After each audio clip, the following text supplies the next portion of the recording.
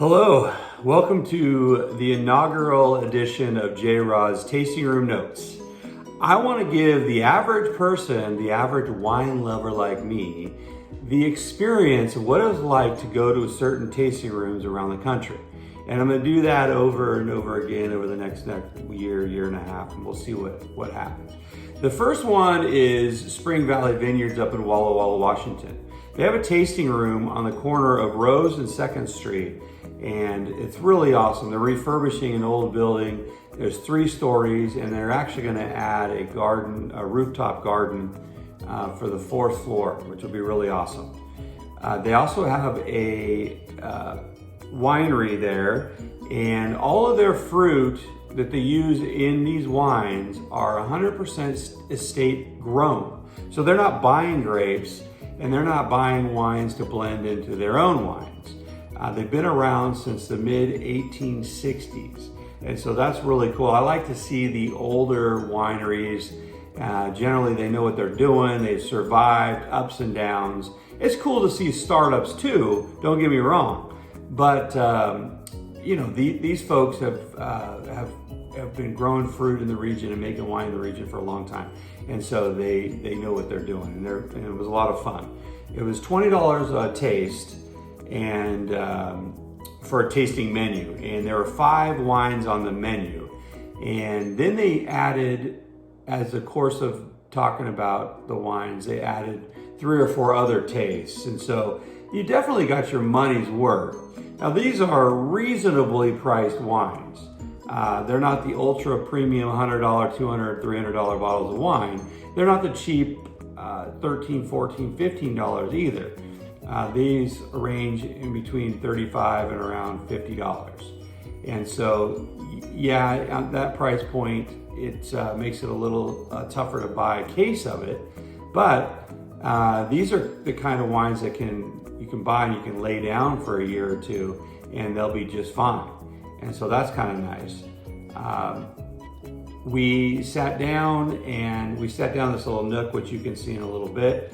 And Lucy took care of us. She told us the history of the wines, history of the winemakers, and the blends, etc. We had the Frederick and the Uriah. Those are 2 blends. And then we had the Catherine, which is a Cabernet Franc, and the Derby, which is a Cabernet Sauvignon. And they were excellent. They also had a Syrah and a Malbec and a few others that we got to taste.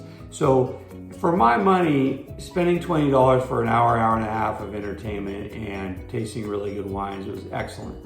The attention to detail was excellent. I strongly suggest you go. You go into the 1st floor, and you'll be able to see it later on in this video. And there's room for probably around 20 folks or so, 20 tasters, and they've got a bar there too, and seating. And then you go upstairs, and there's a little nook where there's a table, and it seats 8 to 10. And then you go upstairs where the bathrooms are, and there's a nice table there. It's wide open space, and then pretty soon they're going to go up even higher to the rooftop, which will be a lot of fun. Next time you're in Walla Walla, they take appointments. Their appointments are from they're 11, 1, and 3. I strongly suggest you just calling them, send them an email. They actually opened up a little early for us, which was really cool. We had a group of 3, and they were very kind, very accommodating, very generous, and it was really fun to get a little history lesson as well as drink some really good wine. So next time you are in Walla Walla, I encourage you to look up Spring Valley Vineyards and make an appointment and let your taste buds go wild. Yum. Smooth. I encourage you to open up a bottle right now. JRod is going off to the next tasting room. I'll see you soon. Bye-bye.